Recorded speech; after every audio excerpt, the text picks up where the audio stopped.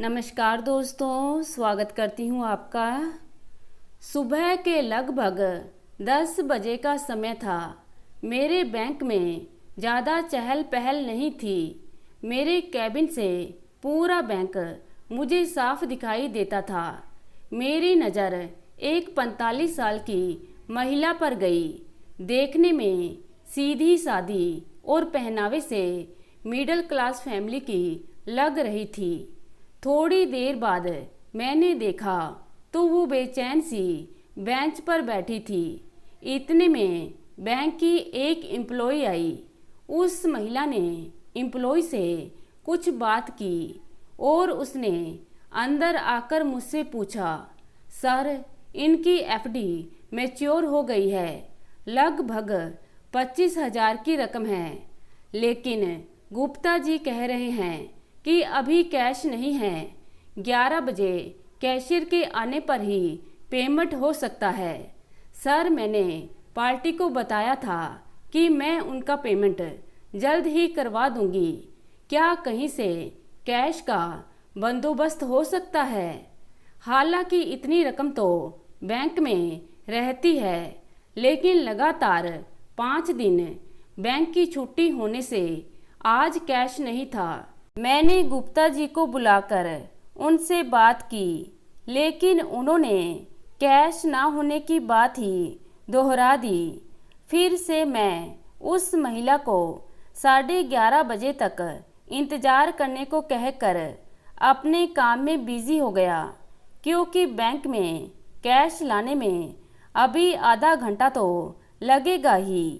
थोड़ी देर बाद मैंने देखा कि वो महिला बड़ी बेसब्री से कैश वाले लड़के का इंतज़ार कर रही है।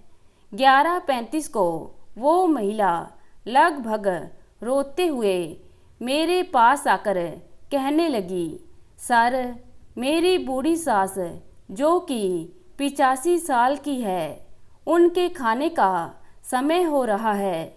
मुझे उन्हें समय पर खाना खिलाना होता है। कैश आने में और कितना समय लगेगा? मैंने कहा, लड़का आता ही होगा। लेकिन उनकी बेचैनी देखकर सहज ही अनुमान लगाया जा सकता था कि उनके लिए एक एक मिनट कितना ज़रूरी है। मैंने किसी भी बहू को अपनी सास को समय पर खाना खिलाने के लिए इतना उतावला होते पहली बार देखा था। मेरा पूरा ध्यान उस महिला पर ही था। उसकी बेचैनी मुझसे देखी नहीं जा रही थी। मैंने उन्हें बुलाकर कहा, आप यहाँ पर साइन कर दीजिए ताकि कैश आने पर आपका उतना समय भी बचे। उसने साइन कर दिए। 11:45 हो गए, लेकिन लड़का नहीं आया। अब उसका धैर्य जवाब देने लगा। वो कहने लगी, मैं और इंतज़ार नहीं कर सकती। मेरा घर भी दूर है, खाना बनाने में भी समय लगेगा। मैं कल आकर कैश ले जाऊंगी। मैंने कहा, देखिए, आपने फॉर्म पर साइन कर दिए हैं, इसका मतलब है कि आपको कैश मिल गया है। कैश तो आपको अभी ही ले जाना होगा। ये सुनकर अब वो कुछ ज़्यादा ही परेशान हो गई।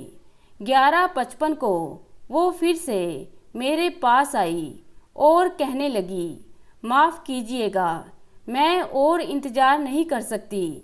मैं जा रही हूँ। मुझे मेरी सास को समय पर खाना खिलाना है। उनकी दवाई का भी समय हो गया है। चाहे इसके लिए मेरे कितने रुपयों का नुकसान ही क्यों ना हो जाए। और वो चली गई। मैं और मेरा पूरा स्टाफ भौचक्का होकर उसे जाते हुए देखता रह गया। मैंने अपनी मैनेजर की नौकरी में यह पहला केस देखा था जिसमें ग्राहक को पैसे से ज़्यादा अपनी सास को खाना खिलाने की चिंता थी।